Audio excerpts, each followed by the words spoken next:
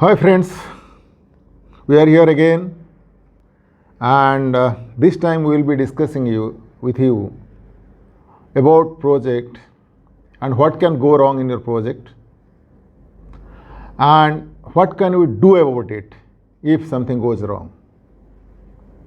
And when I said that, probably you all be knowing now what I am talking about. So the subject is quite sensitive and critical for any project to be successful. But generally we don't do that. I don't understand why we don't do that, because this is something which we generally come across in our life. So it's nothing but it is risk management. We all go through in our life, in everyday life, the risks. Even you walk on the left side of the road or right side of the road, there is a risk of your life. But we do take care to avoid those risks and reach home or reach office safely. So similarly, projects have risks, but we generally don't do that. We generally don't do such practices to avoid those risks, because we think that whatever we do, it will come good. This is good optimistic view, but then it does not always work like that. So friends, to be successful in project, when I say successful, it means that you're going to complete your project on time and within the budget. That's the first thing which would take success in a project. And if you want to achieve that, you need to calculate your risk, identify them, and then try to avoid them or mitigate the risk. So today's video is going to be interesting, and at the end of the video I'll also tell you how practically you can do that. So be patient, this is quite interesting, and probably at the end we'll again discuss how practically you can do it. So let's go to the video. So here it is, friend, project risk management. Before going there, let's understand what is a project is. And because of this nature, what you see in the screen, because it is temporary and has a defined start and end date, the risks are therefore enormous in a project. So basically, what is risk in project? A project risk has its origin in the uncertainty present in all projects. A risk may have one or more causes, and if it occurs, it may have one or more impact. Even the most carefully planned project can run into troubles. So what is risk management? As you see it here, the objectives of project risk management is to increase the likelihood and impact of positive events and decrease the likelihood and impact of negative events in projects. It's nothing but planning for the unknowns. And it deals with three basic questions. What might go wrong in projects? What can you do, both preventive and in terms of corrective? And if something occurs, then how to tone down your efforts, means how to bring it down or how to resolve the issues. So risk categories, these are the categories. The risks are broadly classified. They are external, internal, technical, and unforeseeable, right? All these risks are categorized just because of their sources they are coming from, right? Now the risk sources. The risk sources are basically the risk comes from the customer, the lack of management, project management effort by the team, lack of project management knowledge by the project manager and the stakeholders, the customer's customer, suppliers, vendors, and contracts, all are stakeholders to your project. And resistance to change, as you know that every human being or every culture has its resistance to change, and the cultural difference among the people or the stakeholders you are working with. So these are the sources from where the risk is going to emanate in your project. With continuing with it, then the additional sources of risk are like the schedule, because the schedule you are assuming something to do something by certain date and time or some duration, then there is a risk on it. The cost, again you are going to have some estimation for the cost, where you will have this, or there is a risk whether you have cost it low or high, so there will be a risk. Then quality, it is something like your customer is asking something which is very high to achieve, so that a lot of money is going to spend to achieve that. You may have a specialist to do that work, special type of equipment required to do such quality. So it is basically nothing but demanding more. Then the scope. If the scope is increases, whatever you have contracted or whatever your contract says, your work order says, and if something is done above that, what will happen? Then there is a scope creep and you will have risk. Then the resources. You may not get the adequate or the competent level of resources to get the job done. The resource may be manpower or the material, whatever it may be. And the customer satisfaction. To satisfy customers, sometimes we do a lot of things, which gives us those risks. Now the methodologies. These are the steps we do generally to have the risk management projects. These are the processes we follow. It is basically something from the PMBOK guide which I have taken, like risk management planning, risk identification, qualitative risk analysis, quantitative risk analysis, risk response planning, and risk monitoring and control. But then risk management is not one size fit all. You have to do it for all the project differently and all the project at all the time. So these processes interact with each other and other knowledge areas of project management. Okay, the plan risk management.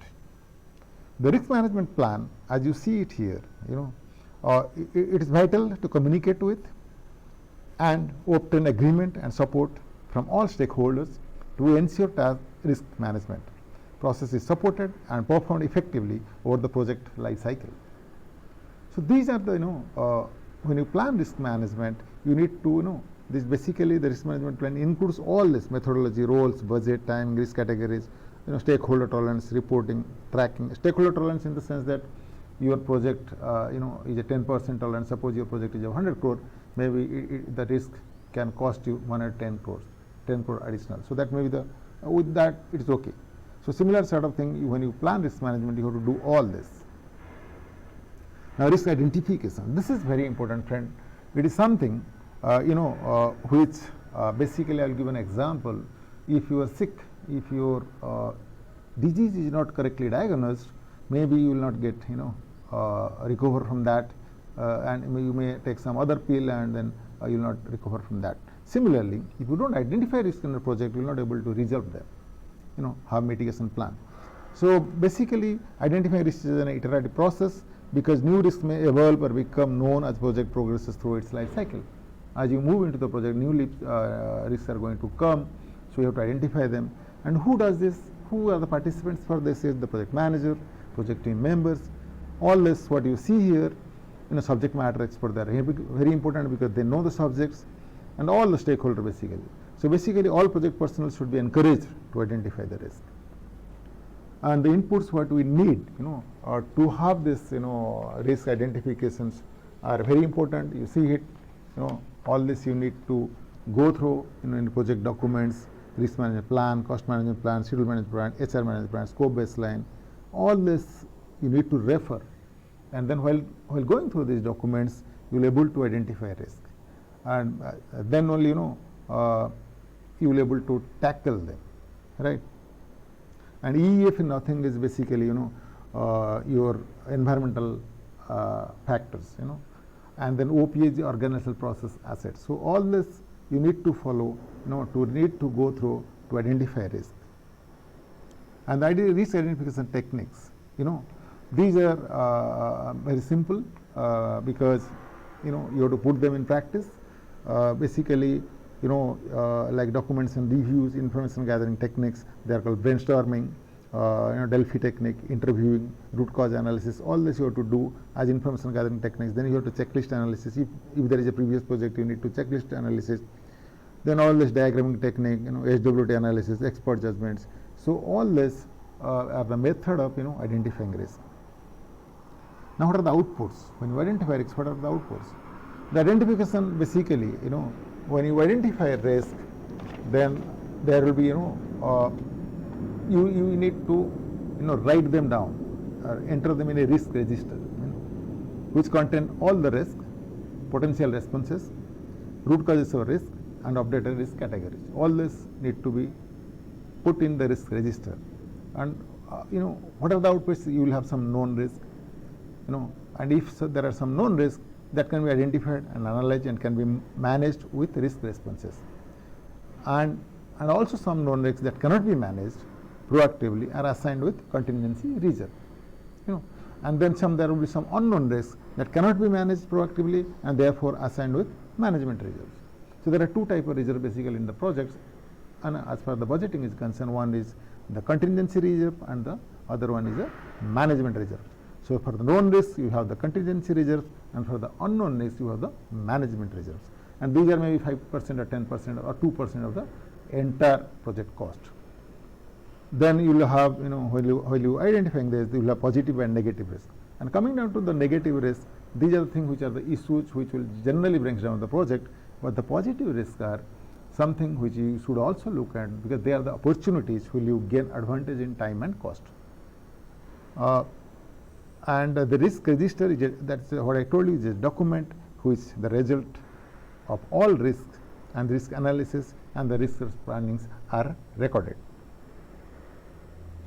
Now coming back after identification, what next you to do? It is basically risk analysis. There are two types of risk analysis. So first we will talk about the qualitative risk analysis. It is the process of prioritizing the identified risk for further action in risk management. As you see in this graph, in the y-axis you have 10, and in the which is known as the probability, and in the x-axis you have the impacts. And if you see that, basically the stars which I have shown here, the green star and the blue stars, which are on the scale of 4. You don't have to bother about, but then you keep them in the risk register, because they can go up in the future and then become the orange and come to the orange and red level. And so the 6, which is called the orange, that is the medium and high risk, and the red star which you see is called high risk.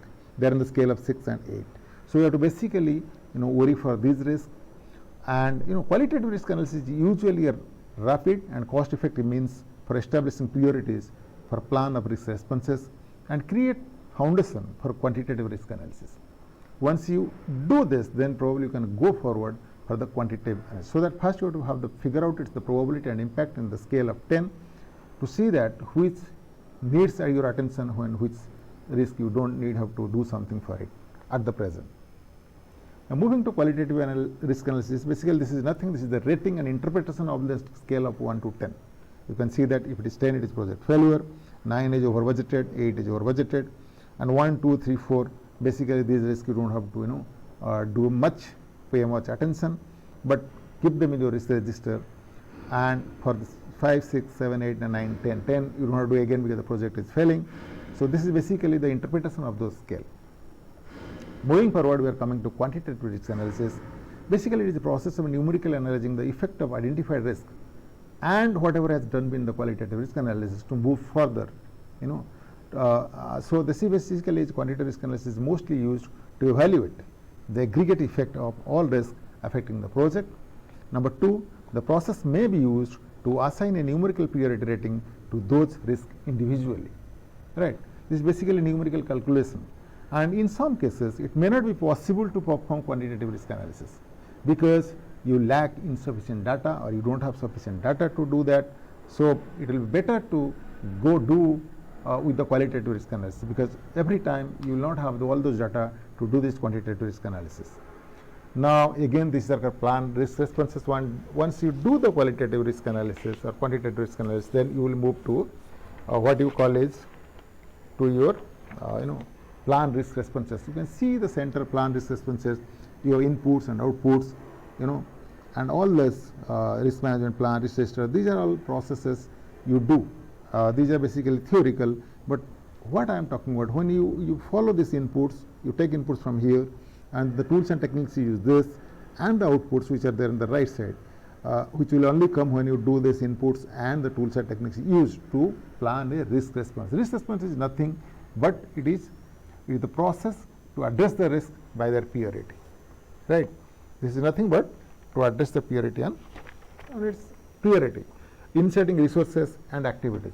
You have to, when you find out that this is something that you done, then you have to arrange resources and activities into the budget, schedule and project management plan as needed. Risk response should be appropriate to the significance of the risk. This is very important. whatever response you should plan, it should be appropriate for the significance of the risk, cost effective and realistic within the context of the project. It is not that something is required, some risk, which you need to address, but it costs so high, it is not within the context of the project. So you have to look into that. And strategies are basically, what are the risk response strategies here? Avoid, transfer asset. We can avoid the risk, transfer it to a, something insurance agencies, or accept it as it is, and mitigate it. So what is mitigation? Mitigation is nothing but it is a strategy which includes reducing the probability of occurrence and impact of the risk by taking some proactive measures. That is called the mitigation of the risk. So now coming back to the control risk. This is also one of the processes. So control risk is the process of implementing the risk response plan, tracking identified risk, monitoring residual risk, identifying new risk, and evaluating risk process effectiveness. And how you do it? You have the inputs, all these documents, you have the tools and techniques with the centers. By this process you will be able to do it, and the outputs will come. Okay. So basically you do with the process of what I said earlier. The key benefit of the process is that improves efficiency of the risk approach throughout the project life cycle, so that you can continuously optimize risk responses. Right. So this is the final process which you do, because control and monitoring is something which will keep looking at your risk register, your action plan, what new risk is coming, how you are going to tackle it. All this comes under this. Now, needs for risk management. Okay, this is very important. Risk management helps to gain and access better control over various factors of a project, like time, planning, scheduling, project budget, quality control, information. It helps an organization to promote an uninterrupted progress on a project, instill confidence in project team, support decision-making process. To be successful and an organization to be committed to address risk management proactively and consistently throughout the project. Okay, that's it, friend. Thank you for giving your.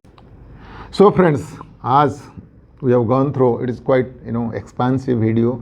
There are a lot of terms which generally it comes to as a new thing.